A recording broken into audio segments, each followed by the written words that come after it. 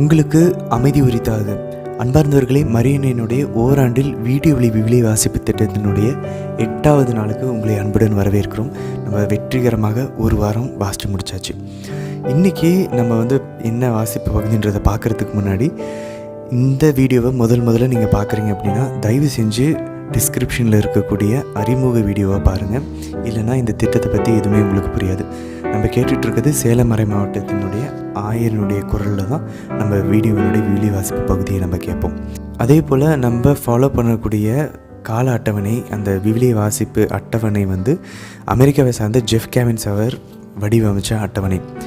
அதை நீங்கள் பதிவிறக்கம் செஞ்சு உங்களுடைய ஃபோன்லேயோ நீங்கள் அதை பிரிண்ட் அவுட் எடுத்து வச்சு அதை நீங்கள் பின்பற்றணும்னு நினச்சிங்கனாலும் அதுக்கான லிங்க்கு வீடியோட டிஸ்கிரிப்ஷனில் கொடுத்துருக்கோம். அதை நீங்கள் கிளிக் பண்ணி பதிவிறக்கம் செஞ்சுக்கலாம். நம்ம தொடக்க நூல் தொடர்ந்து வாசித்து கொண்டிருக்கிறோம். நமக்கு நன்றாக தெரியும் 12வது அதிகாரத்துலேருந்து ஆபிரகாம் துவங்கி விட்டார். நம்ம அதை வாசித்து கொண்டிருக்கிறோம். 11வது அதிகாரம் வரைக்கும் ஆதாமினுடைய சுழற்சியும் நோவாவினுடைய சுழற்சியும் பார்த்துட்டோம். அவங்க பாவம் செஞ்சு விழுந்துட்டாங்க. ஆண்டவர் ஒரு குடும்பத்தை எடுத்து அதிலிருந்து ஒரு நபராகிய ஆபிரகாமை எடுத்து அவர் வழியாக இந்த உலகம் மொத்தத்தையும் நம்ம எல்லாரையும் ஆசீர்வதிக்கிறதுக்கு அவர் பிளான் பண்ணுறாரு, விழுந்து போன மொத்த உலகத்தையும். ஸோ அதை தான் நம்ம 12லேருந்து ஆபிரகாம் துவங்கி நம்ம வாசிக்கிட்டு இருக்கோம். 12 ஆபிரகாம் அழைக்கிறார். அவங்க பஞ்சம் பிழைக்கிறதுக்காக எகிப்துக்கு போகிறாங்க. அங்கேருந்து திரும்பவும் வராங்க கானான் தேசத்துக்கு. லோத் அவரை விட்டு பிரிந்து சோதம் குமாரா வரைக்கும் போகிறத 13வது அதிகாரத்தில் வாசித்தோம். 14வது அதிகாரத்தில் லோத்தை சிறைப்பிடிச்சிட்டு போனோன்னே அவர் ஆபிரகாம் போய் காப்பாற்றுறாரு, மெல்கிசேதேக்கை சந்திக்கிறாரு. 15வது அதிகாரத்தில் ஆபிரகாம் கொடுத்த 3 வாக்குறுதிகளை, ப்ராமிசஸில் முதல் வாக்குறுதியான உன்னை பெரிய ஜனமாக்குவேன், உன்னுடைய வழிமரபுக்கு இந்த நாட்டை கொடுப்பேன்ற அந்த வாக்குறுதியை உடன்படிக்கையாக 15வது அதிகாரத்தில் ஆண்டவர் பறவைகளை வெட்டி கூறு போட்டு அதை ஒரு அடையாளமாக கொடுத்து ஒரு உடன்படிக்கை ஏற்படுத்துறத 15வது அதிகாரத்தில் நம்ம வாசித்தோம். இப்போது இன்றைக்கி 16வது அதிகாரத்தில் ஆண்டவருடைய வாக்குறுதியை ஆபிரகாமும் சாராவும் சேர்ந்து கொஞ்சம் சீக்கிரமாக அவங்க வழியில், மனுஷ வழியில் அதை செயல்படுத்தணும்னு முயற்சி செஞ்சு அடிமை பெண்ணுக்கு ஆபிரகாமை கொடுத்து கடைசியாக என்ன நடக்குது? இஸ்மவேல்ன்ற ஒரு குழந்தை கடவுளுடைய விருப்பத்துக்கு மாறாக பிறக்கிறத நம்ம இன்றைக்கி 16வது அதிகாரத்தில் வாசிப்போம். 17வது அதிகாரத்தில் என்ன வாசிப்போம்னா, ஆண்டவர் ஆபிரகாமுக்கு 12வது அதிகாரத்தில் கொடுத்த அந்த 2வது வாக்குறுதியை உடன்படிக்கையாக மாற்றுவார். அவருடைய நாமத்தை சிறப்புற செய்வேன்னு சொல்லி ஆண்டவர் வாக்கு கொடுத்தாரு. அதை இங்கே மாற்ற போகிறார். ஸோ 17வது அதிகாரத்தில் தான் ஆபிராம் என்ற பேர் ஆபிரகாமாக மாறப்போகிறது. அதை நம்ம கூர்ந்து கவனித்து வாசிப்போம். தொடர்ந்து யோபுவினுடைய அதிகாரத்தில் 5வது அதிகாரத்தையும் 6வது அதிகாரத்தையும் நம்ம தொடர்ந்து வாசிக்க போகிறோம். அதில் நம்ம ஏற்கனவே பார்த்தோம், அவர் கஷ்டப்பட்டுட்ருக்காரு, புலம்பிகிட்ருக்காரு. இன்றைக்கி ஆண்டவர் திருப்பி பதில் கூறுறத 5வது அதிகாரத்தில் பார்ப்போம். 6வது அதிகாரத்தில் திருப்பி யோபு மறுமொழியாக ஆண்டவரிடம் பேசுகிறதையும் இந்த 2 அதிகாரங்களை 5, 6 இன்றைக்கி பார்ப்போம். கூடவே நீதிமொழிகளில் 1வது அதிகாரம் நீதி இருக்கக்கூடிய 20வது வசனத்துலேருந்து 33 வசனம், அதோட நீதிமொழிகள் 1வது அதிகாரம் முடியுது இன்றைக்கி. ஸோ இன்றைக்கி நீதிமொழிகள் என்ன வாசிப்போம்? ஞானம் எவ்வளோ நமக்கு தேவை, ஞானம் இல்லைன்னா என்ன நடக்கும் அப்படின்றத நம்ம பார்ப்போம். சரி, நம்ம இன்றைய தினத்துக்கான விவிலிய வாசிப்பு பகுதிக்குள்ளே போகிறதுக்கு முன்னாடி ஒரு சில கேள்விகளை கேட்போம். இதை நம்ம மைண்டில் வச்சுக்கிட்டே இந்த கேள்விக்கு பதில் தேடிக்கிட்டே வாசிப்போம். ஏன்னா இது ஆராய்ச்சிகளின் முடிவுகள் சொல்லுது, நம்ம அப்படி படித்தோன்னா தான், ஏதாவது கேள்வியை மனசில் வச்சுட்டு படித்தோன்னா தான் படிக்கிறது இன்ட்ரெஸ்டிங்காகவும் இருக்கும், அது அப்படியே நம்ம ஞாபகத்தில் இருக்கும்னு சொல்கிறாங்க. அதனால் ஒரு சில கேள்விகளை நம்ம மைண்டில் வச்சுக்கிட்டே படிப்போம். இன்றைய தினத்தில் வாசிக்கும் போது நம்ம என்ன கேள்வி வச்சுக்கலாம்னா, ஆபிரகாமுடைய அடிமை பெண்ணினுடைய பெயர் என்ன? அந்த அடிமை பெண்ணின் வழியாக பிறந்த மகனினுடைய பெயர் என்ன? அதை என்ன நோட் பண்ணுவோம், அதை முடிஞ்சால் மடப்பணம் பண்ண ட்ரை பண்ணுவோம். 2வது கேள்வி, அந்த அடிமை பெண் வழியாக பிறந்த அந்த மகனை கடவுளை ஆசீர்வதிச்சாரா? இந்த ஒரு கேள்வியோடவே நம்ம வாசிக்க ட்ரை பண்ணுவோம். 3வது கேள்வி, ஆபிராமாக இருந்து ஆபிரகாமாக மாறுறாரு. ஆபிரகாம் அப்படின்ற அந்த வார்த்தைக்கு என்ன பொருள்? அதை தேடிக்கிட்டே, அதை உணர்ந்தவர்களாக அதை கேட்டுக்கிட்டே நம்ம வாசிப்போம். 4வது, ஆபிரகாமுடைய வயது என்ன? அவருக்கு விருத்த சேதனம் செய்யப்பட்ட போது அவருடைய வயது என்ன? 5வது, நம்ம யோபு வாசிக்கும் போதும் நீதிமொழிகள் வாசிக்கும் போதும் இன்றைக்கி ஏதாச்சும் வசனம் நம்மளுடைய மனசை தொடுது அப்படின்னாக்கா அது ஆவியானவருடைய ஒரு செயல்பாடு. அதனால் கூர்ந்து கவனித்து ரொம்ப முழு கவனத்தோடு அதை வாசிக்க ட்ரை பண்ணுங்கள். அதில் ஏதாச்சும் ஒரு இடத்துல நம்ம மனசை தொடுது அப்படின்னா அந்த இடத்துல வீடியோவை பாஸ் பண்ணிடுங்க, நிறுத்திட்டு அந்த வசனத்தை திரும்ப ஒரு தடவை படிங்க. படிச்சுட்டு ஆண்டவர்கிட்ட கேளுங்க, இது வழியாக என்கிட்ட என்ன சொல்ல விரும்புகிறீங்க ஆண்டவரேன்னு. ஏதாச்சும் நமக்கு நடந்த நிகழ்வுகளை அந்த வசனத்தோடு பொருத்தி பார்க்க முடியுமா, பொருத்தி பார்த்து மன்னிப்பு கேட்க முடியுமா, இல்லை நன்றி சொல்ல முடியுமா, இல்லை ஒரு தீர்மானம் எடுக்க முடியுமா? மன்னிப்பு கேட்கணுமா, நன்றி சொல்லணுமா, தீர்மானம் எடுக்கணுமா, இல்லை அதை ஒரு ஜெபமாக மாற்ற முடியுமா? ஏதாச்சும் யோசிச்சு பாருங்கள். ஆக்ட்ஸ்ன்னு வாங்க, ஆண்டவரை இதை ஆராதிக்க முடியுமா? Adoration, confession, thanks giving, supplication அப்படின்வாங்க. ஸோ ஆண்டவர் ஆராதிக்கணுமா, இல்லை மன்னிப்பு கேட்கணுமா, இல்லை நன்றி செலுத்தணுமா, இல்லை ஏதாவது விண்ணப்பத்தை வைக்கணுமா? இந்த வசனத்தின் மூலிமா என்ன பண்ண சொல்லி ஆண்டவர் நம்ம கூப்பிட்றாரு, அழைக்கிறாரு அப்படின்றத கவனித்து கொண்டு யோபுவினுடைய அந்த 2 அதிகாரமும் நீதிமொழிகளும் நம்ம வாசிப்போம். இல்லைன்னா நமக்கு போர் அடிச்சிடும். சரி, இன்றைய தினத்துக்கான விவிலிய வாசிப்பு பகுதிக்குள்ளே போகலாம். மூவர் இறைவனை அழைத்து ஜெபிப்போம். அருள் நிறைந்த அன்னை மரியே வாழ்க, ஆண்டவரும் உடனே பெண்களுக்குள்ள ஆசை பெற்றவர் நீரே அம்மா. உம்முடைய திருவயிற்றின் கனியாகி இயேசு கிறிஸ்துவும் ஆசை பெற்றவரே. புனித அன்னை மரியே இறைவனின் தாயே, பாவிகளாய் இருக்கிற எங்களுக்காக இப்பொழுதும் எங்கள் இறப்பின் வேலையிலும் வேண்டிக் கொள்ளும் அம்மா. ஆமேன். அருள் நிறைந்த அன்னை மரியே வாழ்க, ஆண்டவரும் உடனே பெண்களுக்குள்ள ஆசை பெற்றவர் நீரே அம்மா. உம்முடைய திருவயிற்றின் கனியாகி இயேசு கிறிஸ்துவும் ஆசை பெற்றவரே. புனித அன்னை மரியே இறைவனின் தாயே, பாவிகளாய் இருக்கிற எங்களுக்காக இப்பொழுதும் எங்கள் இறப்பின் வேலையிலும் வேண்டிக் கொள்ளும் அம்மா. ஆமேன். அருள் நிறைந்த அன்னை மரியே வாழ்க, ஆண்டவரும் உடனே பெண்களுக்குள்ள ஆசை பெற்றவர் நீரே அம்மா. உம்முடைய திருவயிற்றின் கனியாகிய இயேசு கிறிஸ்துவும் ஆசை பெற்றவரே. புனித அன்னை மரியே இறைவனின் தாயே, பாவிகளாய் இருக்கிற எங்களுக்காக இப்பொழுதும் எங்கள் இறப்பின் வேலையிலும் வேண்டிக் கொள்ளும் அம்மா. ஆமேன். தொடக்க நூல் அதிகாரம் 16. ஆபிராமின் மனைவி சாராய்க்கு மகப்பேறு இல்லை. சாராய்க்கு ஆகார் என்ற எகிப்திய பணிப்பெண் ஒருத்தி இருந்தாள். சாராய் ஆபிராமிடம், ஆண்டவர் என்னை பிள்ளை பெறாதபடி செய்துவிட்டார். நீர் என் பணிப்பெண்ணிடம் உறவு கொள்ளும். ஒருவேளை அவள் எனக்காக பிள்ளை பெற்றுத்தரக்கூடும் என்றார். ஆபிராம் சாராயின் சொல்லை கேட்டார். ஆபிராம் கானான் நாட்டில் 10 ஆண்டுகள் வாழ்ந்த பின் அவர் மனைவி சாராய் எகிப்திய பணிப்பெண் ஆகாரை தம் கணவருக்கு மனைவியாக கொடுத்தார். அவர் ஆகாருடன் உறவு கொண்ட பின் அவள் கருவுற்றாள்.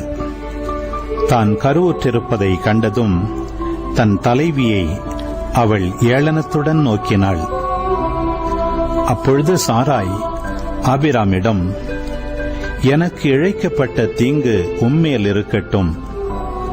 நீர் தழுவும்படி நானே கொடுத்த என் பணிப்பெண் அவள் கருவுற்றிருக்கிறாள் என்பதை கண்டதிலிருந்து என்னை ஏளனமாக நோக்குகிறாள். ஆண்டவரே எனக்கும் உமக்கும் நீதி வழங்கட்டும் என்றார். ஆபிராம் சாராயிடம், உன் பணிப்பெண் உன் அதிகாரத்தின் கீழ் இருக்கின்றாள். உனக்கு நல்லதாகப்படுவதை அவளுக்கு செய் என்றார். இதற்கு பின் சாராய் அவளை கொடுமைப்படுத்தினார். ஆகவே ஆகார் சாராயிடமிருந்து தப்பி ஓடினாள். ஆண்டவரின் தூதர் அவளை பாலை நிலத்தில் இருந்த ஒரு நீரூற்றுக்கு அருகில் கண்டார். அந்த ஊற்று சூருக்கு செல்லும் வழியில் இருந்தது. அவர் அவளை நோக்கி, சாராயின் பணிப்பெண் ஆகார், நீ எங்கிருந்து வருகின்றாய், எங்கே போகின்றாய் என்று கேட்டார். அதற்கு அவள், என் தலைவி சாராயிடமிருந்து நான் தப்பி ஓடுகிறேன் என்றாள். ஆண்டவரின் தூதர் அவளிடம், நீ உன் தலைவியிடம் திரும்பிச் சென்று அவளுக்கு பணிந்து நட என்றார். பின்பு ஆண்டவரின் தூதர் அவளிடம், உன் வழிமரபினரை யாரும் எண்ண முடியாத அளவுக்கு பெருகச் செய்வேன் என்றார். மீண்டும் ஆண்டவரின் தூதர் அவளிடம், இதோ கருவுற்றிருக்கும் நீ ஒரு மகனை பெற்றெடுப்பாய். அவனுக்கு இஸ்மயேல் என பெயரிடுவாய். ஏனெனில் உன் துயரத்தில் ஆண்டவர் உனக்கு செவிசாய்த்தார். ஆனால் அவன் காட்டுக் கழுதை போல் வாழ்பவனாக இருப்பான். எல்லோரையும் அவன் எதிர்ப்பான், எல்லோரும் அவனை எதிர்ப்பார்கள். தன் உறவினருக்கு எதிரியாக அவன் வாழ்வான் என்றார். அப்பொழுது, என்னை காண்பவரை நானும் இங்கே கண்டேன் அல்லவா என்று அவள் சொல்லி, தன்னுடன் பேசிய ஆண்டவரை காண்கின்ற இறைவன் நேர் என்று பெயரிட்டு அழைத்தாள். ஆகவே அந்த கிணற்றிற்கு பெயர் லகாய் ரோயி என்ற பெயர் வழங்கலாயிற்று. அது காதேசுக்கும் பெரேதுக்கும் இடையே இருக்கின்றது. ஆகார் ஆபிராமுக்கு மகன் ஒருவனை பெற்றெடுத்தாள். ஆகார் பெற்ற தம் மகனுக்கு ஆபிராம் இஸ்மயேல் என்று பெயரிட்டார். ஆகார் ஆபிராமுக்கு இஸ்மயேலை பெற்றெடுத்த பொழுது அவருக்கு வயது 86. தொடக்க நூல் அதிகாரம் 17. ஆபிராமுக்கு வயது 99 இருந்த பொழுது ஆண்டவர் அவருக்கு தோன்றி, நான் எல்லாம் வல்ல இறைவன், எனக்கு பணிந்து நடந்து மாசற்றவனாயிரு. உனக்கும் எனக்கும் இடையே ஓர் உடன்படிக்கையை நான் ஏற்படுத்திக் கொள்வேன். உன்னை மிக மிக பெருகச் செய்வேன் என்றார். அப்பொழுது ஆபிராம் பணிந்து வணங்க கடவுள் அவரிடம் கூறியது, உன்னுடன் நான் செய்து கொள்ளும் உடன்படிக்கை இதுவே. எண்ணற்ற நாடுகளுக்கு நீ தந்தையாவாய். இனி உன் பெயர் ஆபிராம் அன்று, ஆபிரகாம் என்ற பெயரால் நீ அழைக்கப்படுவாய். ஏனெனில் எண்ணற்ற நாடுகளுக்கு உன்னை நான் மூதாதையாக்குகிறேன். மிக பெருமளவில் உன்னை பலுகச் செய்வேன். உன்னிடமிருந்து நாடுகளை உண்டாக்குவேன். உன்னிடமிருந்து அரசர்கள் தோன்றுவர். தலைமுறை தலைமுறையாக உன்னுடனும் உனக்கு பின் வரும் உன் வழிமரபினருடனும் என்றுமுள்ள உடன்படிக்கையை நான் நிலைநாட்டுவேன். இதனால் உனக்கும் உனக்கு பின் வரும் உன் வழிமரபினருக்கும் நான் கடவுளாக இருப்பேன். நீ தங்கியிருக்கும் நாட்டையும் கானான் நாடு முழுவதையும் என்றுமுள்ள உரிமை சொத்தாக உனக்கும் உனக்கு பின் உன் வழிமரபினருக்கும் வழங்குவேன். நான் அவர்களுக்கு கடவுளாக இருப்பேன் என்றார். மீண்டும் கடவுள் ஆபிரகாமிடம், நீயும் தலைமுறை தோறும் உனக்கு பின் வரும் உன் வழிமரபினரும் என் உடன்படிக்கையை கடைபிடிக்க வேண்டும். நீங்கள் கடைபிடிக்குமாறு உன்னோடும் உனக்கு பின் வரும் உன் வழிமரபினரோடும் நான் செய்து கொள்ளும் உடன்படிக்கை இதுவே. உங்களுள் ஒவ்வொரு ஆணும் விருத்த சேதனம் செய்து கொள்ள வேண்டும். உங்கள் உடலில் விருத்த சேதனம் செய்து கொள்ள வேண்டும். இதுவே உங்களுக்கும் எனக்கும் இடையே உள்ள உடன்படிக்கையின் அடையாளம். தலைமுறை தலைமுறையாக 8 நாள் ஆன உங்கள் ஆண் குழந்தை ஒவ்வொன்றுக்கும் நீங்கள் விருத்த சேதனம் செய்ய வேண்டும். அக்குழந்தை வீட்டில் பிறந்திருந்தாலும் உன் வழிமரபை சாராமல் வேற்றினத்தாரிடமிருந்து விலைக்கு வாங்கப்பட்டிருந்தாலும் அப்படியே செய்ய வேண்டும். உன் வீட்டில் பிறந்த குழந்தைக்கும் விலைக்கு வாங்கியதற்கும் கண்டிப்பாக விருத்த சேதனம் செய்ய வேண்டும். இவ்வாறு என் உடன்படிக்கை உன் உடலில் என்றுமுள்ள உடன்படிக்கையாக இருக்கும். தன் உடலில் விருத்த சேதனம் செய்யப்படாத எந்த ஆண்மகனும் என் உடன்படிக்கையை மீறியதால் தன் இனத்தாரிடமிருந்து விலக்கப்படுவான் என்றார். பின்பு கடவுள் ஆபிரகாமிடம், உன் மனைவியை சாராய் என அழைக்காதே, இனி சாரா என்பதே அவள் பெயர். அவளுக்கு ஆசி வழங்குவேன். அவள் வழியாக உனக்கு ஒரு மகனையும் தருவேன். அவளுக்கு நான் ஆசி வழங்க அவள் வழியாக நாடுகள் தோன்றும். மக்களினங்களுக்கு அரசர்களும் அவளிடமிருந்து உதிப்பர் என்றார். ஆபிரகாம் தாழ் பணிந்து வணங்கி நகைத்து, 100 வயதிலா எனக்கு குழந்தை பிறக்கும்? 90 வயது சாராவா குழந்தை பெறப் போகிறாள் என்று தமக்குள் சொல்லிக் கொண்டார். ஆபிரகாம் கடவுளிடம், உம் திருமுன் இஸ்மயேல் வாழ்ந்தாலே போதும் என்றார். கடவுள் அவரிடம், அப்படியன்று, உன் மனைவி சாரா உனக்கு ஒரு மகனை பெறுவாள். அவனுக்கு நீ ஈசாக்கு என பெயரிடுவாய். அவனுடனும் அவனுக்கு பின் வரும் அவன் வழிமரபினருடனும் என்றும் உள்ள உடன்படிக்கையை நான் நிலைநாட்டுவேன். இஸ்மயேலை பற்றிய உன் வேண்டுதலை நான் கேட்டேன். அவனுக்கு ஆசி வழங்கி அவனை மிக பெருமளவில் பலுகச் செய்வேன். 12 இளவரசர்களுக்கு அவன் தந்தையாவான். அவனிடமிருந்து ஒரு பெரிய நாடு தோன்றும். ஆனால் சாரா உனக்கு அடுத்த ஆண்டு இதே காலத்தில் பெறப்போகும் ஈசாக்கிடம் என் உடன்படிக்கையை நிலைநாட்டுவேன் என்றார். அவருடன் பேசி முடித்த பின் கடவுள் ஆபிரகாமை விட்டுச் சென்றார். பின் ஆபிரகாம் தன் மகன் இஸ்மயேலுக்கும் தம் வீட்டில் பிறந்த எல்லாருக்கும் தாம் விலைக்கு வாங்கிய எல்லாருக்கும், அதாவது தம் வீட்டில் இருந்த ஒவ்வொரு ஆணுக்கும் கடவுள் தமக்கு கூறியபடியே அதே நாளில் அவர்கள் உடலில் விருத்த சேதனம் செய்தார். ஆபிரகாமுக்கு அவர் உடலில் விருத்த சேதனம் செய்யப்பட்ட பொழுது அவருக்கு வயது 99. அவர் மகன் இஸ்மயேலுக்கு அவன் உடலில் விருத்த சேதனம் செய்யப்பட்ட பொழுது அவனுக்கு வயது 13. ஆபிரகாமுக்கும் அவர் மகன் இஸ்மயேலுக்கும் ஒரே நாளில் விருத்த சேதனம் செய்யப்பட்டது. அவருக்கு செய்யப்பட்டது போல அவர் வீட்டில் பிறந்தவர்கள், வேற்றினத்தாரிடமிருந்து அவர் விலைக்கு வாங்கியவர்கள் ஆகிய எல்லா ஆண்களுக்கும் விருத்த சேதனம் செய்யப்பட்டது. யோபு ஆகமம் அதிகாரம் 5. இப்போது கூப்பிட்டு பாரும், யார் உமக்கு பதில் உரைப்பார்? எந்த தூயவரிடம் துணை தேடுவீர்? உண்மையில் அறிவிலியைத்தான் எரிச்சல் கொல்லும், பேதையைத்தான் பொறாமை சாகடிக்கும். அறிவிலி வேரூன்றுவதை நானே கண்டேன். ஆனால் உடனே அவன் உறைவிடத்தில் வெம்பழி விழுந்தது. அவனுடைய மக்களுக்கு பாதுகாப்பு இல்லை. ஊர் மன்றத்தில் அவர்கள் நொறுக்கப்படுகின்றனர். மீட்பார் எவரும் அவர்க்கு இல்லாது போயினர். அவனது அறுவடையை பசித்தவர் உண்பர். முள்ளுக்கு நடுவில் உள்ளதையும் அவர்கள் பறிப்பர். பேராசைக்காரர் அவன் சொத்துக்காக துடிப்பர். ஏனெனில் புழுதியினின்று இடுக்கண் எழாது, மண்ணினின்று இன்னல் விளையாது. நெருப்புச் சுடர் மேல் நோக்கி எழுவது போல துன்பத்திற்கென்றே தோன்றினர் மனிதர். ஆனால் நான் கடவுளையே நாடுவேன். அவரிடம் மட்டுமே என் வழக்கை ஒப்புவிப்பேன்.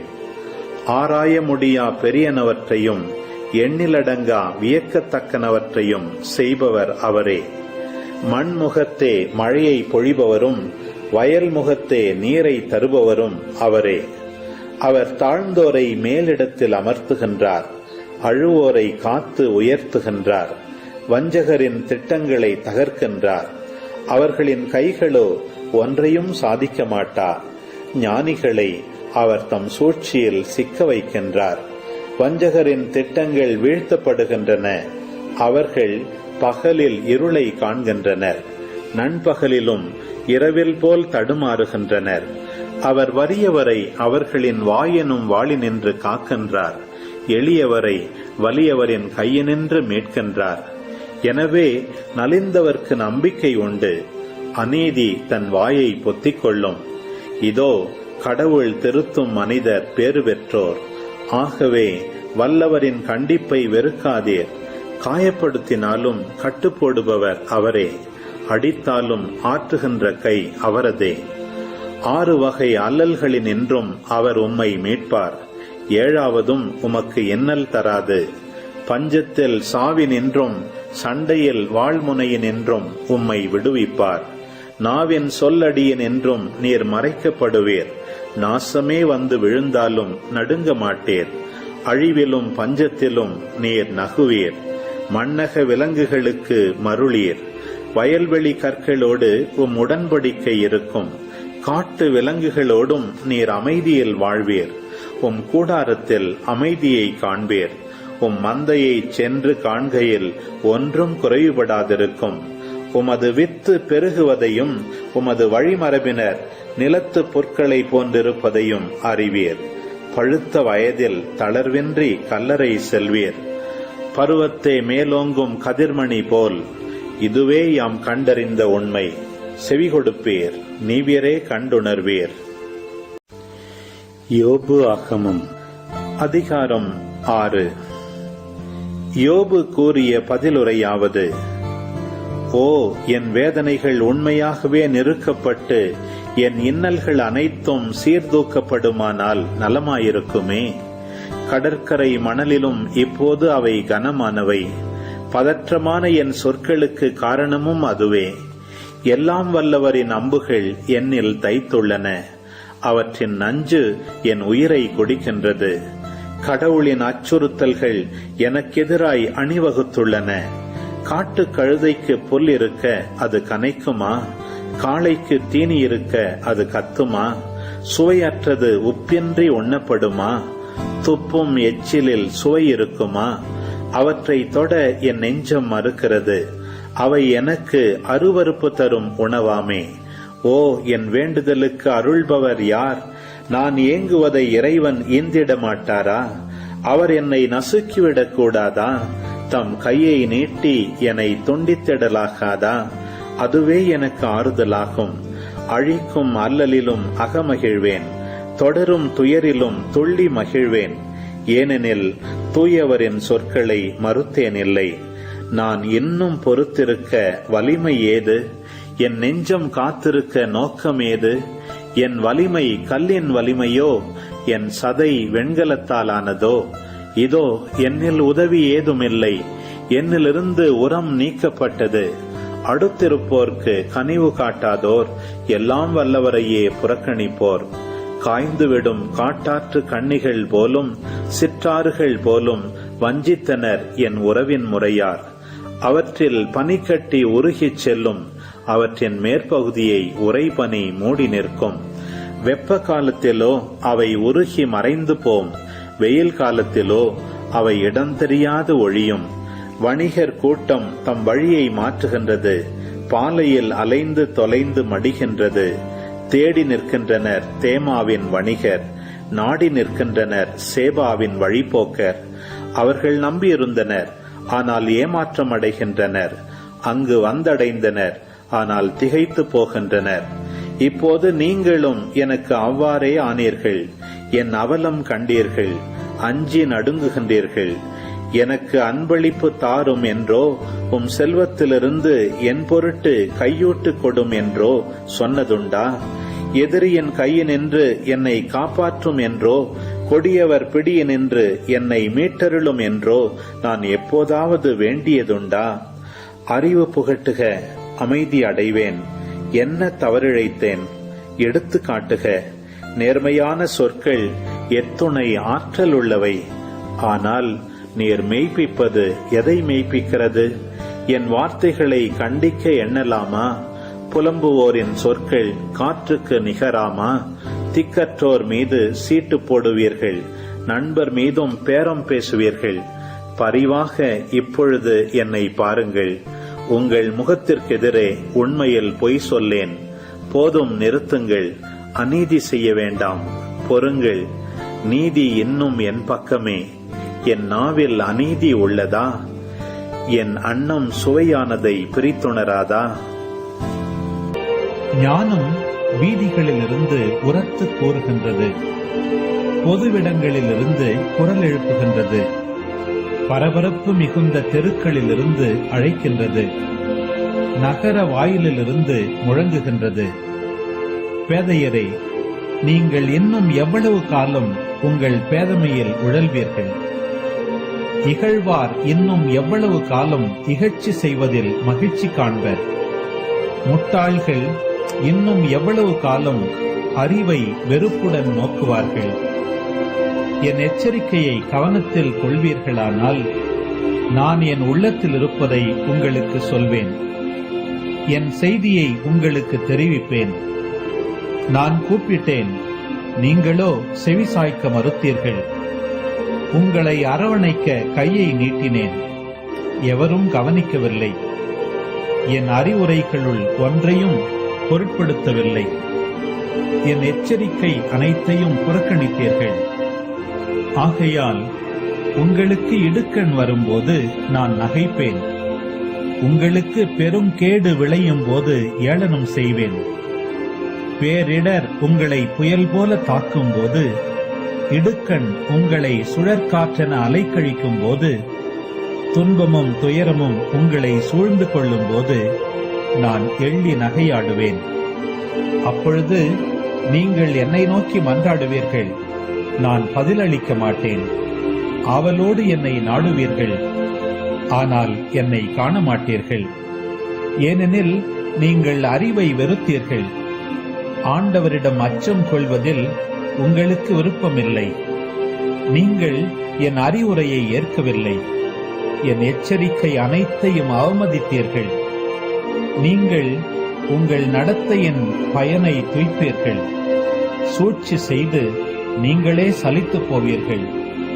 பேதையரின் தவறுகள் அவர்களையே கொன்றுவிடும். சிறுமதியோரின் தற்பெருமை அவர்களை அழித்துவிடும். எவர் எனக்கு செவி கொடுக்கின்றாரோ அவர் தீங்கின்றி வாழ்வார். தீமை வருகையிலும் அச்சமின்றி அவர் மன அமைதியுடன் இருப்பார். ஆமேன். அப்பா, இந்த நாளுக்கான இறைவார்த்தைக்காக நன்றி செலுத்துகிறோமாப்பா.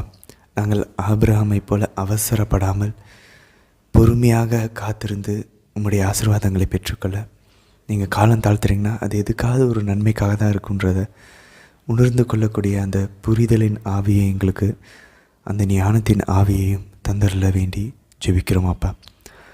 அம்மா, எவ்வளவு கஷ்டங்களிலும் எவ்வளவு துன்பங்களிலும் போராட்டத்தை நிறுத்திவிடாமல், எங்கள் முழங்கால் யுத்தங்களை நிறுத்தாமல் தொடர்ந்து ஜெபத்தில் ஆண்டவரோடு நிலைத்து நின்று நம்பிக்கையும் விசுவாசத்தையும் இழக்காமல் பொறுமையோடு ஃபைட் பண்ண, போராட எங்களுக்காக பரிந்து பேசி அருளை பெற்று தர வேண்டி இந்த நாளை உம்முடைய பாதத்தில் அர்ப்பணித்து தூங்குகிறோம் அம்மா.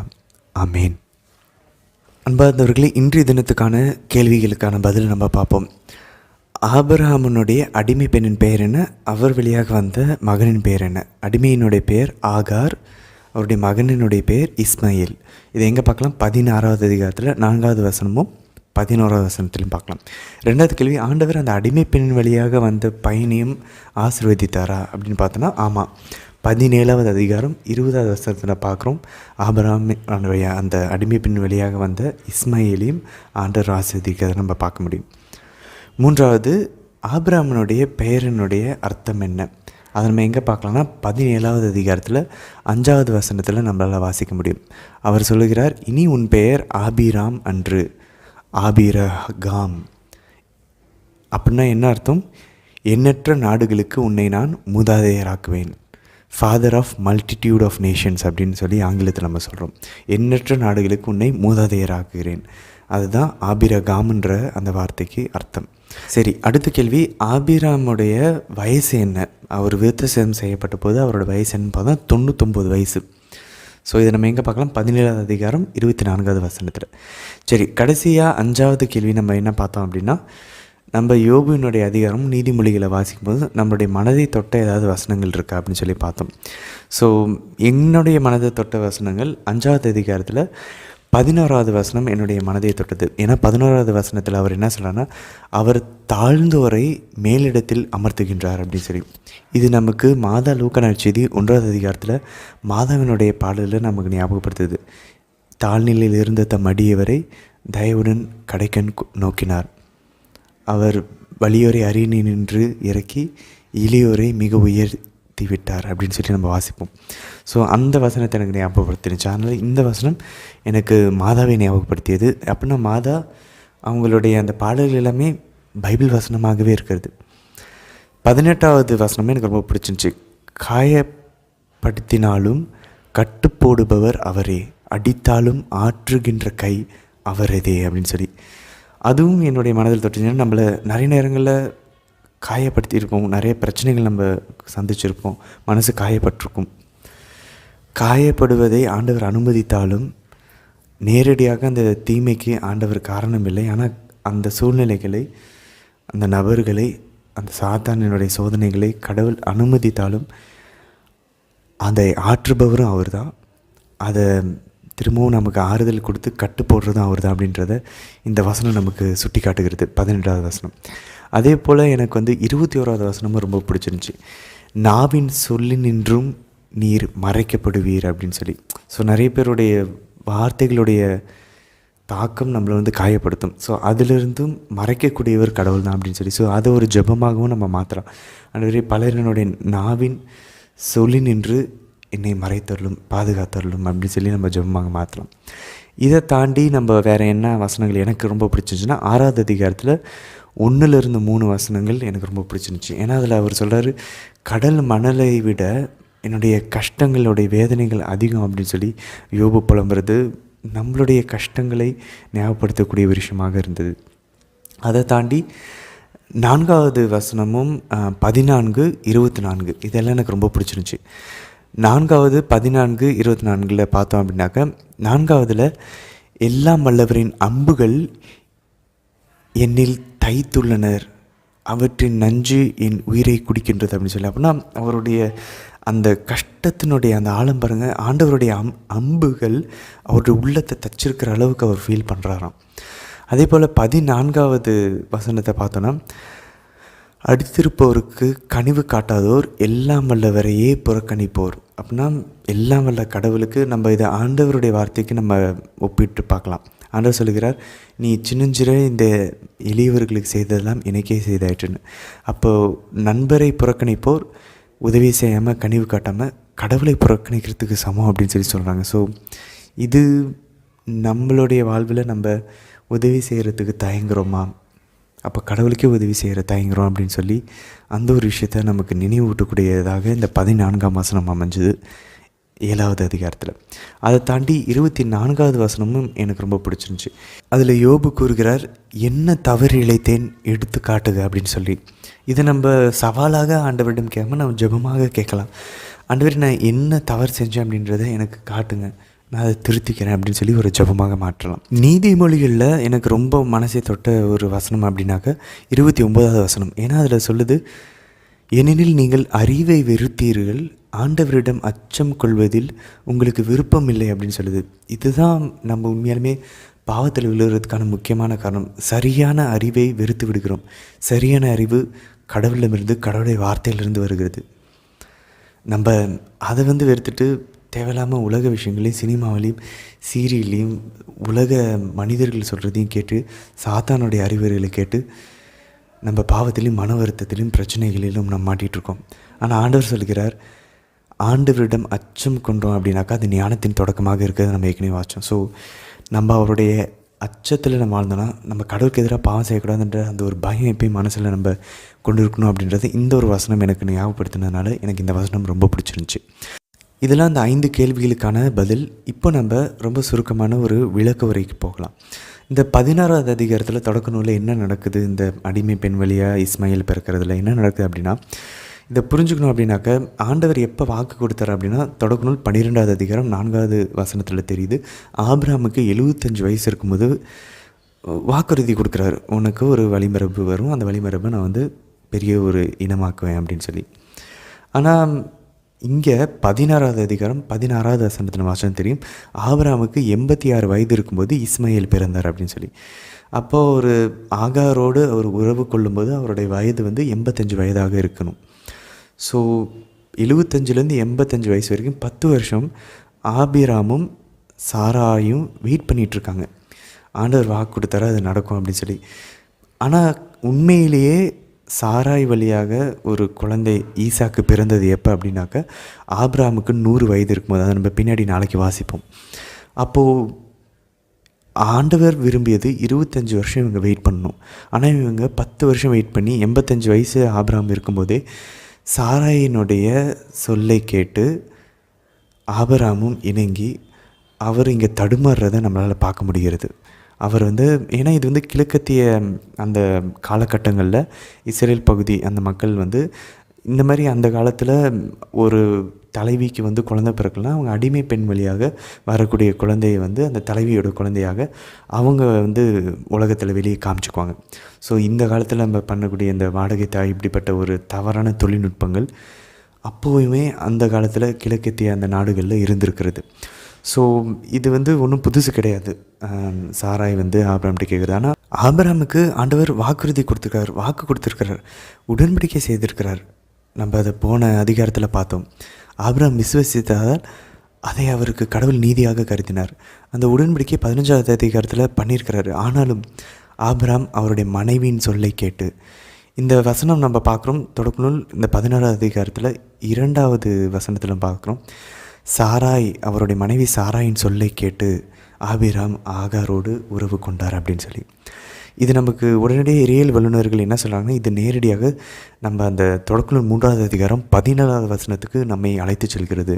ஏன்னா ஆண்டவர் ஆதமை பார்த்து சொல்கிறாரு, நீ உன் மனைவியின் சொல்லை கேட்டு நான் உண்ணக்கூடாது என்று கட்டளையிட்டு விலக்கிய மரத்தின் கனி நின்று உண்டதால். ஸோ அழகாக நம்ம இங்கே என்ன பார்க்குறோம், உடன்படிக்கை ஆதாமிடம் செய்யப்பட்டது. ஆதாம் மனைவியோட சொல்லை கேட்டு கட்டளையை மீறுகிறார். இங்கே உடன்படிக்கை ஆபிராமோடு செய்யப்படுகிறது. ஆனால் சாராயின் உடைய சொல்லை கேட்டு அவர் கொஞ்சம் இங்கே அவருடைய விசுவாசத்தில் தடுமாறுறத, போன அதிகாரத்தில் அவர் விசுவாசத்தின் தந்தையாக நம்ம காட்டப்பட்டார். இந்த அதிகாரத்தில் அவருடைய விசுவாசம் தடுமாறுகிறத நம்ம பார்க்க முடிகிறது. இதை இறையியல் வல்லுநர்கள் வந்து அந்த உடன்படிக்கை, ஆண்டவர் கொடுத்த அந்த உடன்படிக்கையும் வழிமரபு வழியாக அந்த உலகத்தை நான் வந்து ஆசீர்வதிப்பேன், எல்லாம் அந்த 3 வாக்குறுதிகளையுமே உடைக்கக்கூடிய அளவுக்கு இது ஒரு மிகப்பெரிய ஒரு தவறான செயலாக இறையியல் வல்லுநர்கள் பார்க்குறாங்க. ஆனால் ஆபிராம் வந்து மனைவி இருக்கும்போதே இன்னொருவரை மனைவியாக ஏற்றுக்கொள்ளக்கூடிய இந்த 2 மனைவிகள் கொள்வது ஆபிராம் தொடங்கலை. இது நமக்கு நன்றாக தெரியும். காயினுடைய வழிமரபில் வந்த லாமேக்கு தான் ஏற்கனவே தொடங்கினது. இதை நம்ம முன்னாடி நம்ம வாசித்தோம். ஸோ தொடக்க நூல் 4வது அதிகாரத்தில் நம்ம வாசித்தோம். ஸோ இது வந்து ஆபிராம் தொடங்கலை. ஆனால் எல்லா இடத்துலையும் பாருங்கள், லாமேக் வழியாக வந்தவங்க தான் சேத்தின் வழியாக வந்த இந்த அவருடைய அந்த வழிமரபினர்களை துன்புறுத்தக்கூடிய எதிரிகளாக இந்த பல மனைவிகள் கொள்ளக்கூடிய பாலிகேமி அப்படின்னு ஆங்கிலத்தில் சொல்லக்கூடிய இந்த ஒரு வழிமுறையை எங்கெங்கெல்லாம் ஆரம்பிக்கிறாங்களோ அங்கெங்கெல்லாம் பிரச்சனை வர்றதை நம்ம பார்க்குறோம். விவிலியத்தில் இந்த பல மனைவிகளுக்கு கொள்றதை வந்து நேரடியாக தவறுன்னு சொல்லி பழைய ஏற்பாட்டில் கூறப்படல. ஆனால் புதிய ஏற்பாட்டில் ஆண்டவர் தெளிவாக கூறுகிறார், நம்ம ஒரு மனைவியை வந்து பரத்தமையின்றி வேறு எந்த ஒரு காரணத்துக்காகவும் மனவிலக்கு சான்றிதழ் கொடுக்கக்கூடாது, டைவர்ஸ் பண்ணக்கூடாது அப்படின்னு சொல்லி சொன்னாங்க. அப்படி பண்ணால் நீங்கள் விபச்சாரத்தில் ஈடுபடுகிறீங்க அப்படின்னு சொல்லி ஆண்டவர் கடுமையாக நமக்கு ஒரு கட்டளையை கொடுக்குறார். பட் பழைய ஏற்பாட்டில் இதை நம்ம வந்து தவறாக நேரடியாக கூறப்படலைனாலும் இதனால் வரக்கூடிய விளைவுகள் வந்து பிரச்சனை தான் இருக்குது. இதை நம்ம வந்து யாக்கோபினுடைய பின்னாடி நம்ம வாசிப்போம். ஆபிரகாமுடைய மகன் ஈசாக்கின் மகன் யாக்கோபுடைய வாழ்விலும் 2 மனைவிகள் வர்றதுனால 2 வைப்பாட்டிகள் வைத்திருப்பதனால பிரச்சனைகள் தான் வருகிறது. இங்கே ஆபிரகாமும் நம்ம பின்னாடி பார்ப்போம். ஆகார் வழியாக பிறந்த அந்த குழந்தை இந்த உடன்படிக்கையின் வழியாக பிறந்தக்கூடிய ஈசாக்குக்கு ஒரு போட்டியாளராக, ஒரு பிரச்சனையாளராக தான் எப்பயுமே இருக்கிறாங்க. இந்த ஒரு நிகழ்வை மட்டும் நம்ம எடுத்து நல்லா ஆராய்ச்சி தியானித்து பார்ப்போமே. நம்மளுடைய வாழ்க்கைன்னு நம்ம நிறைய நேரங்களில் காத்திருக்கிறதுக்கு நம்ம மறுக்கிறோம், காத்திருக்கிறதுக்கு பயப்படுறோம்.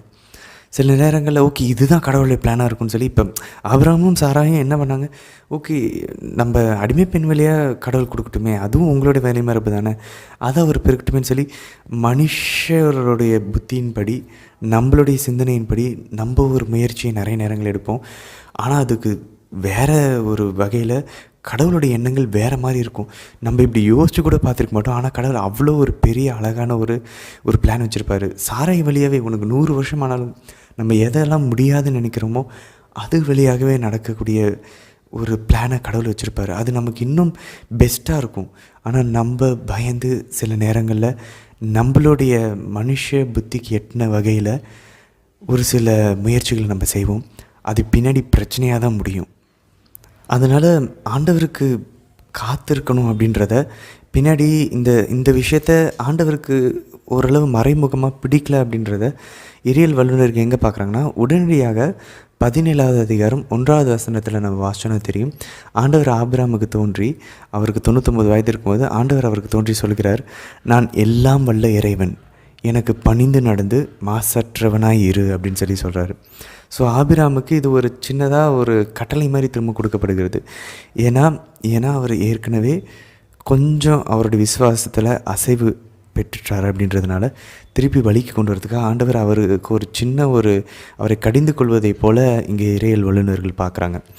அதே போல் நம்ம தொடர்ந்து வாசித்தோம் அப்படின்னாக்கா ஆண்டவருடைய பெயரை சிறப்புற செய்வதற்கான அந்த ஒரு உடன்படிக்கை 17வது அதிகாரத்தில் நிறைவேற்றம் அடைகிறத நம்ம பார்க்குறோம். ஆபிராம் அப்படின்ற அந்த வார்த்தைக்கு எபிரேய மொழியில் உயர்ந்த தந்தை, எக்ஸால்டட் ஃபாதர் அப்படின்னு பொருள். ஆபிரகாம் அப்படின்றது நம்ம இங்கேயே வாசிச்சிட்டோம். எபிரேய மொழியில் அதற்கான அர்த்தம் எண்ணிலடங்கா நாடுகளுக்கு தந்தை அப்படின்றது தான் ஆபிரகாம். ஸோ உயர்ந்த தந்தை ஆபிராம்ன்ற வார்த்தையை, அந்த பெயரை ஆண்டவர் எண்ணிலடங்கா நாடுகளின் தந்தை ஆபிரகாம் அப்படின்ற பெயரை மாற்றுறாரு. இந்த நேம் சேஞ்ச் வந்து நம்ம நினைவில் கொள்ள வேண்டும், முதல் முறையாக இங்கே நடக்கிறது. ஸோ இந்த பெயர் மாற்றம் ஆண்டவருடைய பார்வையில் அந்த நபர் ரொம்ப முக்கியமானவர்ன்றதை காட்டுது. இரண்டாவது, அவருக்கு இந்த கடவுளோட இந்த மீட்பு திட்டம் இருக்கியா, அந்த விழுந்து போன இந்த உலகம் மொத்தத்தையும் திரும்பவும் ஆசீர்வதிக்கிறதுக்கான, அவங்கள வந்து தன் பிள்ளைங்களாக மாற்றுறதுக்கான இந்த மீட்பின் திட்டத்தில் முக்கியமான ஒரு பங்கு வகிக்க போகிறாங்க, ஒரு ரோல் இருக்குது அப்படின்றத இந்த பெயர் மாற்றம் நம்ம குறித்து காட்டுகிறது. அதுதான் பின்னாடி புதிய ஏற்பாட்டிலையும் நம்ம பார்ப்போம்.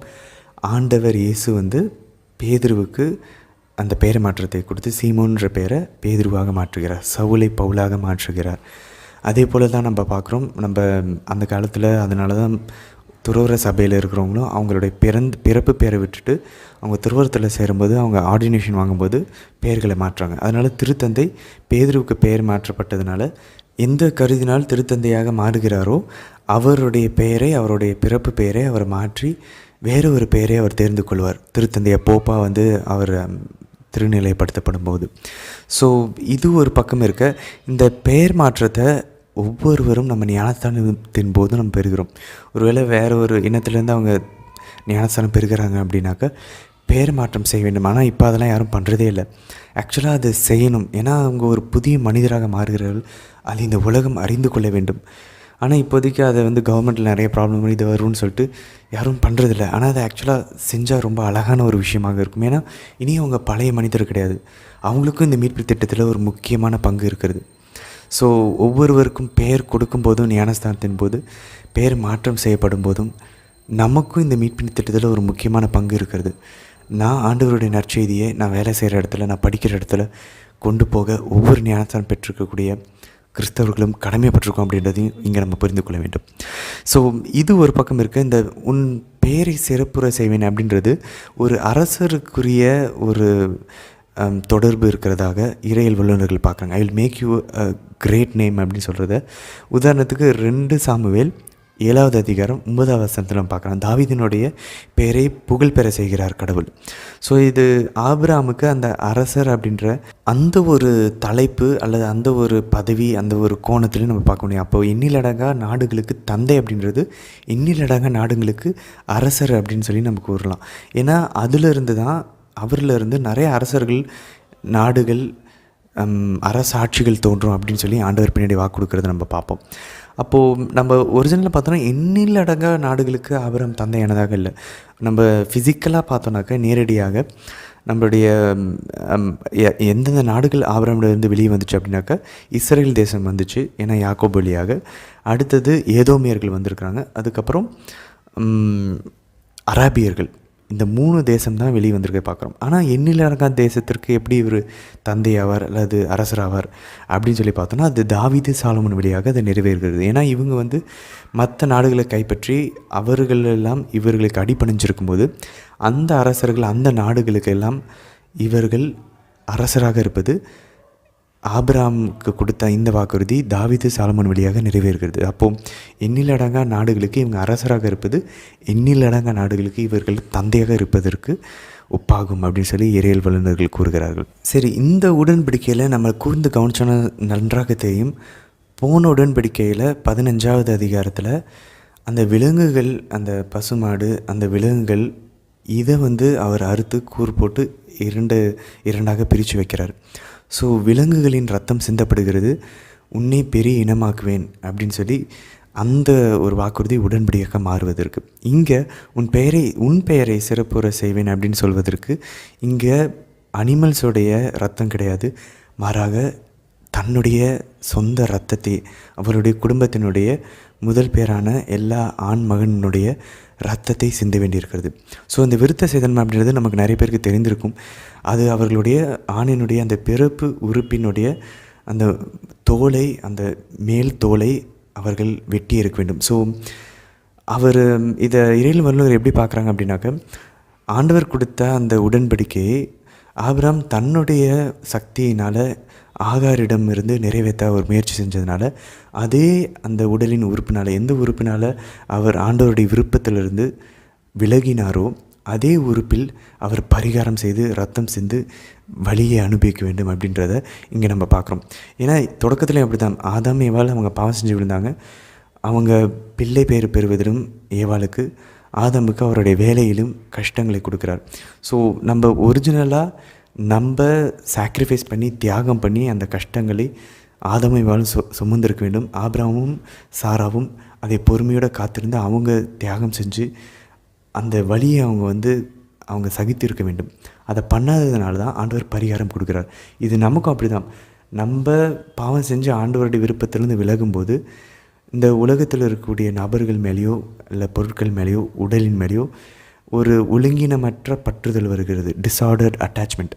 அப்போ அதை விட்டு வெளியே வரணும்னா நம்ம பரிகாரம் எதன் வழியாக, உடலினால் பாவம் செய்திருந்தால் உடலினால் பரிகாரம் செய்ய வேண்டும். ஸோ அவர் பாருங்கள், யோசிச்சு பாருங்கள், அந்த பிறப்பினுடைய உறுப்பில், ஆணின் பிறப்பின் உறுப்பில் அவங்களுடைய அந்த மேல் தோலை வெட்ட வேண்டும் என்றால் அது எவ்வளோ ஒரு கொடூரமான ஒரு ரண வேதனையை கொடுத்துருக்கும். அதுவும் ஆபிரகாமும் இஸ்மேலும் நல்லா வளர்ந்த பிள்ளைகளாக, அவங்களுடைய அடிமையாட்கள் எல்லாம் வளர்ந்த ஒரு பெரிய நபர்கள். அப்போது இவங்க இந்த விருத்த சேதனம் செய்கிறார்கள் என்றால் அவ்வளோ ஒரு பரிகாரம் தேவைப்படுகிறது. ஸோ அப்போ விலங்குகளின் ரத்தம் சிந்தப்பட்டது, இப்போ இவர்களுடைய ரத்தம் சிந்தப்படுகிறது இரண்டாவது உடன்படிக்கை மேற்கொள்வதற்கு. மூன்றாவது இன்னும் அதிகமாக போகிறது. ஒரு படி போய் நம்ம பின்னாடி பார்ப்போம். ஆபிரகாமுடைய மகனையே, ஈசாக்கை பலி கேட்க போகிறார் ஆண்டவர். ஸோ போக போக உடன்படிக்கையினுடைய அடையாளங்களும் பலிகளும் கஷ்டமாகிக்கிட்டே போகிறத நம்ம இங்கே பார்க்குறோம். பரிகாரமாகி கொண்டே இருக்கிறதையும் நம்ம பார்க்குறோம். ஸோ ரொம்ப முக்கியமான விஷயம், நமக்கு நம்மளுடைய பாவங்களை நினச்சி பார்த்து ஆபிரகாமுக்கே இதை அவர் கேட்குறாரு அப்படின்னா, புனிதர்கள் அதனால தான் அவங்களுடைய வாழ்விலும் அவங்க செஞ்ச பாவங்களுக்கு சாட்டையால் அடித்து பல உபவாசங்கள் இருந்து உடலை வருத்தி கொண்டு அவங்க முள் பெல்ட்டு அவங்க உடம்புல போட்டிருக்காங்க, சாக்குடை அணிஞ்சிருக்காங்க, கீழே படுத்திருக்காங்க, உப்பின் மேலே முட்டி போட்டிருக்காங்க. இப்படி பல விஷயங்களை ஏன் புனிதர்கள் செஞ்சாங்கன்னா, செய்த பாவத்திற்கு அந்த ஒழுங்கினமற்ற பற்றுதலிருந்து கடவுள் பக்கம் திரும்பவும் நம்ம மனசை திருப்பணும் அப்படின்னா, அதிலிருந்து அந்த பற்றுதலிருந்து விடுதலை பெறணும்னா, டிட்டாச் ஆகணும் அப்படின்னா, ஏன்னா நம்ம செஞ்ச பாவத்தினால ஒரு ஒழுங்கினம் நம்மளுடைய ஆன்மாவில் வந்திருக்கிறது. அந்த பாவம் செய்யக்கூடிய இயல்பில் ஒரு ஒழுங்கினம் இன்னும் அதிகமாக நம்ம பாவம் செய்யக்கூடிய இயல்பில் இருக்கும். பாவ சங்கீதனம் நம்ம கேட்கும்போது பாவங்கள் மன்னிக்கப்படுகிறது. ஆனால் அந்த ஒழுங்கினம் இன்னும் நம்மளுடைய ஆன்மாவில் தான் இருக்கிறது. அந்த டிஸார்டர்ட் அட்டாச்மெண்ட் இருக்குது. ஸோ அதை திரும்பவும் கடவுள் பக்கம் திருப்புவதற்கு நம்ம உடலில் பரிகாரம் செய்ய வேண்டும். ஸோ அதனால தான் புனிதர்கள் அவ்வளோ கஷ்டப்பட்டாங்க. அப்போ இது நம்ம இந்த ஆபிரகாமுடைய இந்த நிகழ்வு அவ்வளோ ரண வேதனையை அவங்க அனுபவிச்சாதான் கடவுளுடைய உடன்படிக்கைக்குள்ளே அவங்க போய் அந்த கடவுளுடைய ஆசீர்வாதத்தை பெற்றுக்கொள்ள முடியும். நம்ம நிறைய நேரங்களில் நம்மளுடைய பிரச்சனைகள், சில சமயம் தடைகளுக்கெல்லாம் நம்ம பரிகாரம் செய்ய வேண்டியிருக்கு. பிரிந்து போன சகோதரர்கள் சொல்லுவாங்க, ஆண்டவர் எல்லாத்தையும் சிலுவையில் செஞ்சு முடிச்சிட்டாருன்னு. அது மிக மிக தப்பான விஷயம். நம்ம புதிய ஏற்பாட்டிலிருந்து பல வசனங்கள் எடுத்து காட்ட முடியும். ஆண்டவர் நம்மை அன்றாடம் அவருடைய சிலுவை சுமந்து கொண்டு அவரை பின்பற்ற சொல்கிறார். தன்னையை வெறுத்து, செல்ஃப் டினையல். அதனால தான் புனிதர்களும் சரி, இறையில் வல்லுநர்களும் சொல்கிறாங்க, அன்றாட வாழ்க்கையில் ஒவ்வொரு நாளும் நம்ம ஒரு சில செல்ஃப் டினையல்ஸ் பண்ணுறலாம். நம்ம தனிப்பட்ட முறையில் நம்மளை வெறுத்து கொள்ளலை அப்படின்னாக்க, உதாரணத்துக்கு ஏதாவது ஒரு பிடிச்ச ஸ்வீட்டை நம்ம தவிர்க்கலாம். ஒரு நாள் நம்ம பிடிச்ச நான்வெஜ்ஜை தவிர்க்கலாம். இல்லை ஒரு நாள் நல்லா சுகமாக படுத்து தூங்கணுன்னு இருக்குது, அன்றைக்கி நம்ம கீழே படுத்து தூங்கலாம். இல்லை உடனடியாக ஏதாவது ஜூஸ் வாங்கி குடிக்கணும்னு தோணுது, அதை நம்ம தவிர்க்கலாம். இந்த மாதிரி நம்ம ஒரு சில விஷயங்கள் நம்ம செல்ஃப் டினையல் பண்ணியே ஆகணும்னு சொல்லலாம். அதனால் ஆண்டவர் தண்ணியை வெறுத்து அதுக்கப்புறம் தன் சிலுவையை தூக்கி கொண்டு அன்றாட கஷ்டங்களை சுமந்து கொண்டு என்னை பின்பற்றட்டும் அப்படின்னு சொல்லி ஆண்டவர் கூறுகிறார். பின்னாடி நம்ம பவுலினுடைய அவருடைய கடிதங்களையும் பார்ப்போம், பேதுனுடைய கடிதங்களையும் பார்ப்போம். ஊனுடலில் துன்புறுகிறவன் பாவத்தை வென்றுகிறான் அப்படின்னு சொல்லி இப்போ பேதுரு கூறுகிறார். பவுல் சொல்லுகிறார், இன்னும் நீங்கள் ரத்தம் சிந்துகிற அளவுக்கு பாவத்துக்கு எதிராக நீங்கள் போராடல அப்படின்னு சொல்லுகிறார். இப்படி பல பல வசனங்கள் நம்ம எடுத்து காட்ட முடியும். நம்ம பாவத்தை விட்டு வென்று வர வேண்டும் என்றால் உடலில் துன்புற வேண்டும் என்று. குறைஞ்சது நம்ம செஞ்ச பாவங்களுக்கு 4 ஜெபமாலைகள் அல்லது 3 ஜெபமாலையாவது முழங்கால் படியிட்டு ஜெபிக்க முயற்சிப்போம். அந்த முட்டி வலியவாது ஆபிரகாம் வந்து அவருடைய பிறப்பு உறுப்பினுடைய நுனித்தோலை வெட்டுகிற அளவுக்கு அவர் அந்த ரணவேதனையை அவர் பரிகாரமாக ஒப்பு கொடுத்து கடவுளுடைய ஆசீர்வாதத்தை பெறுகிறார். நம்ம குறைஞ்சது நம்ம செஞ்ச பாவங்களுக்கு முட்டி வலியவாது நம்ம ஒப்பு கொடுக்கலாம், முட்டி போடவாது நம்ம முயற்சி செய்யலாம். இதெல்லாம் ஒரு உதாரணம். அல்லது உபவாசம் இருக்க ஆரம்பிக்கலாம். நம்ம மனசாட்சியில் ஆண்டவர் ஒரு அமைதியை தர வரைக்கும், அந்த குற்ற உணர்வு போகிற வரைக்கும் முழங்கால் படியிடலாம், உபவாசங்களை துவங்கலாம், நான்வெஜ்ஜு ஸ்வீட்டை தவிர்க்கலாம்.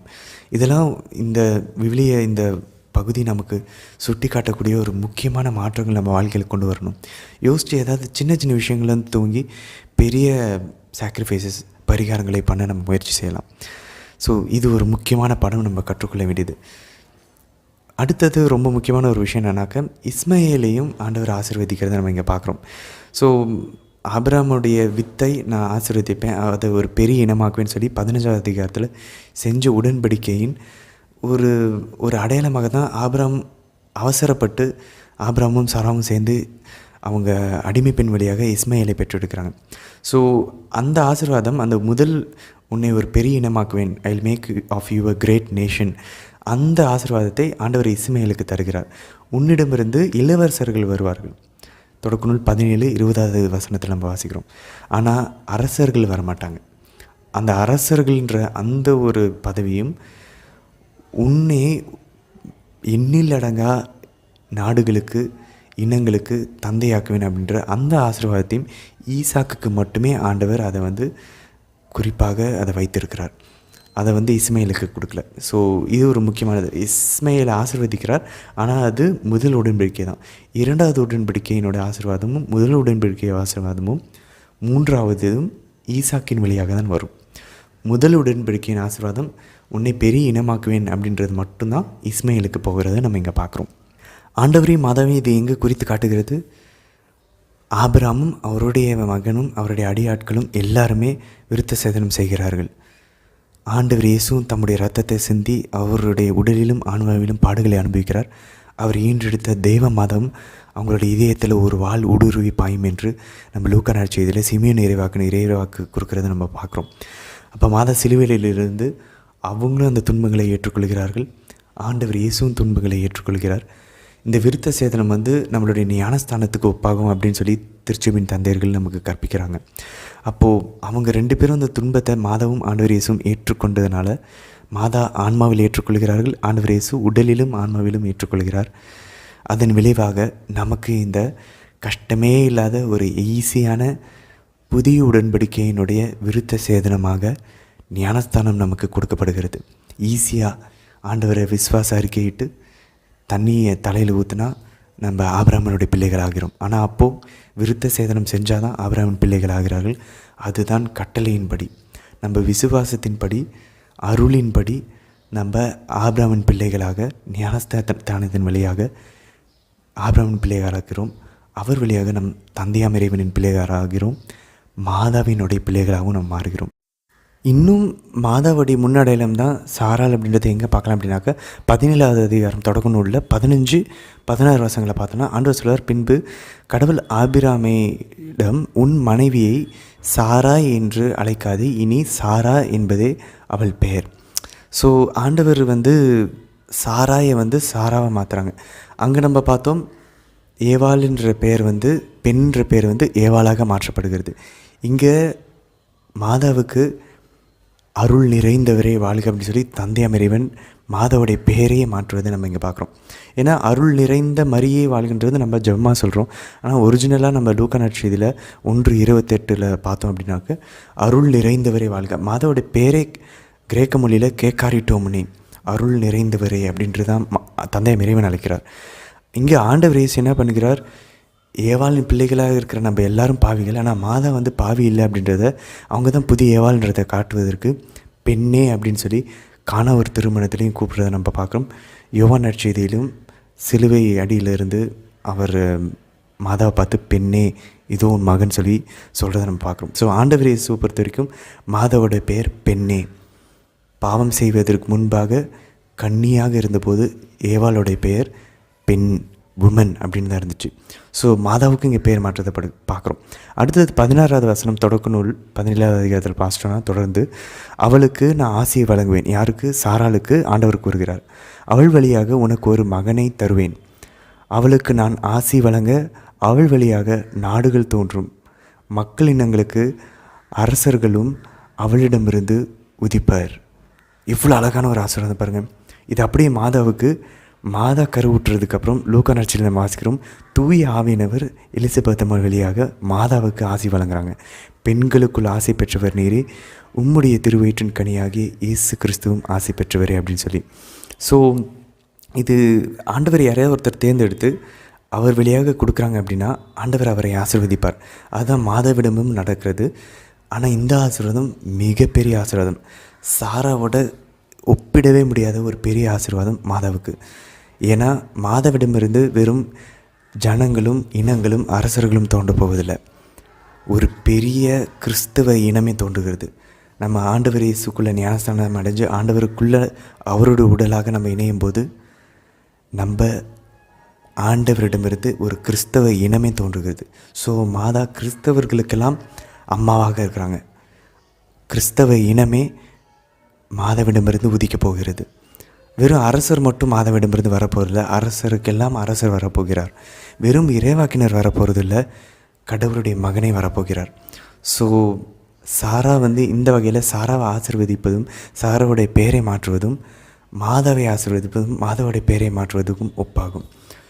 ஈசாக்கு ஆண்டவர் இயேசுக்கு ஒரு முன்னாடையலமாக இருக்காங்க அப்படின்றத எங்கே பார்க்கலாம்? அதே 17வது அதிகாரத்தில் 19-20 நம்ம வாசித்தோம் அப்படின்னா, 19 குறிப்பாக நம்ம வாசித்தோம் அப்படின்னா நமக்கு தெரியும், ஆண்டவர் கூறுகிறார், நீ சார வழியாக பெறக்கூடிய அந்த மகனுக்கு ஈசாக்குன்னு பெயரிடணும், அவனுடனும் அவனுக்கு பின் வரும் அவன் வழிமரபினருடன் என்றும் உள்ள உடன்படிக்கையை நான் நிலைநாட்டுவேன்.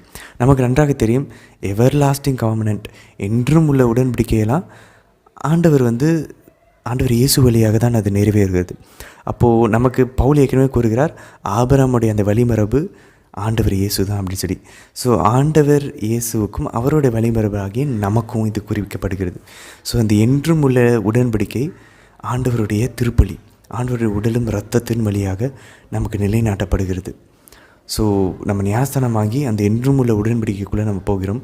இங்கே விருத்த சேதனம் செஞ்சு ஆபிரகாமும் அவருடைய மகனும் இரத்தத்தை சிந்தி இந்த கட்டளையினுடைய இந்த உடன்படிக்கைக்குள்ளே போகிறாங்க.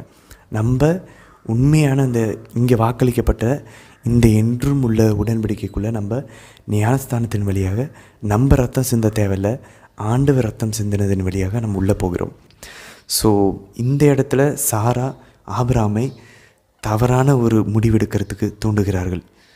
பழைய சாரா, இந்த புதிய சாராவாகிய மாதா ஆண்டவர் இயேசுவை புதிய அந்த உடன்படிக்கையினுடைய அந்த துவக்கமாக கானாவூரில் அந்த அற்புதத்தை செய்ய சொல்லி மாதா ஆண்டவர் இயேசுவை சரியான முடிவை எடுப்பதற்கு மாதா தூண்டுகிறார்கள்.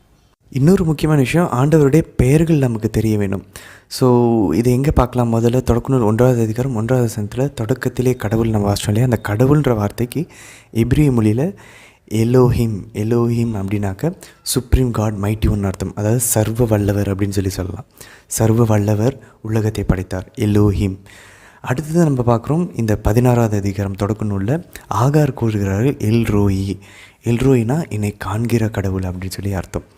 அதுக்கப்புறம் நம்ம பின்னாடி இன்னும் நிறைய இடங்களை பார்ப்போம். எலியோன் அப்படின்னா உன்னத கடவுள், காட் மோஸ்ட் ஹை அப்படின்னு சொல்லலாம்.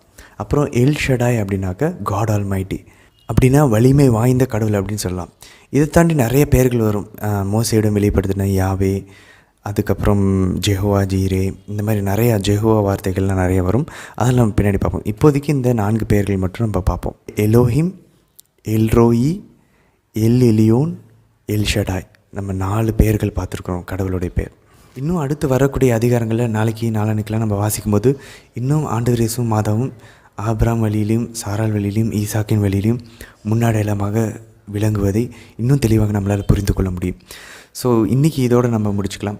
ஆனால் நம்ம எடுத்துக்கொள்ள வேண்டிய முக்கியமான 2 விஷயங்கள், நம்மளுடைய முயற்சியில் நம்மளுடைய முடிவுகளை மனித சிந்தனைக்கு அந்த இயல்பில் எடுப்பதை நிறுத்திட்டு ஆண்டவர் என்ன விரும்புகிறான்றதை கேட்டு செய்ய நம்ம முயற்சி செய்வோம். ஆபிரகாம் முன்னாடி பார்த்தோம், ஆண்டவர் சொன்னார், அப்பா வீட்டு விட்டு வர சொன்னார், வந்தார். ஆபிரகாமிடம் ஆண்டவர் சொன்னார் அந்த விலங்குகளை பலியிட சொல்லி, ஆபிரகாம் அதை செஞ்சார். அப்படி கடவுள் கேட்டதை கேட்டு செஞ்சுட்டு இருந்த ஆதாம் முதல் முறையாக அவங்க மனைவி கேட்கிறத, மனுஷங்க சொல்கிறத கேட்டு செஞ்சாங்க. அது பிரச்சனையில் முடிஞ்சிச்சு.